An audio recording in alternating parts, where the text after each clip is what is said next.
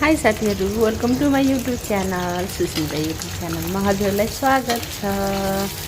आज मैले हजुरहरूलाई कटहर पकाएको भिडियो देखाएर चाहिँ यो सालको कटहरको तरकारी खाएको बल्ल आज हो। अनि कटहर मैले सुरुमा तेल हालेर कटहरलाई फ्राई गरेर चाहिँ तेल त एकदम धेरै चाहिएको रहेछ कटहरलाई। साथीहरू कटहरलाई एकछिन छोपेर चाहिँ मैले कटहरलाई चलाएँ राम्रोसँग। त्यसपछि कटहर फ्राई भइसकेको रहेछ। त्यसमा मैले बेसार हालेँ स्वादअनुसारको। त्यसपछि मैले बेसारलाई फ्राई गरेँ, चलाएँ अनि हेर्न सक्नुहुन्छ। त्यसपछि मैले मसला हालेँ।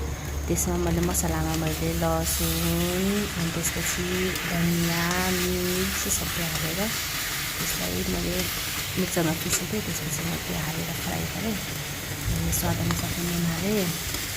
हेर्न सक्नुहुन्छ साथीहरू, त्यसलाई मैले मजाले फ्राई गरेर चाहिँ मसला हालेँ। अनि त्यसपछि मैले एकछिन सानो ग्यासमा छोडिदिएँ। साथीहरू, मैले ढक्कन उगारेर हेरेको त कस्तो मजाले फ्राई भएर रातो भइसकेको रहेछ। हेर्न सक्नुहुन्छ। अब साथीहरू हेर्नु चाहिँ मैले यसलाई चलाएँ। त्यसपछि यो चाहिँ खानको लागि रेडी भइसकेको रहेछ। हेर्न सक्नुहुन्छ साथीहरू, कस्तो राम्रो हेर्दा पनि पुरा काम लाग्छ। मलाई चाहिँ एकदम मनपर्छ कटहर। हजुरहरूलाई कस्तो लाग्छ कमेन्ट गरिदिनु होला।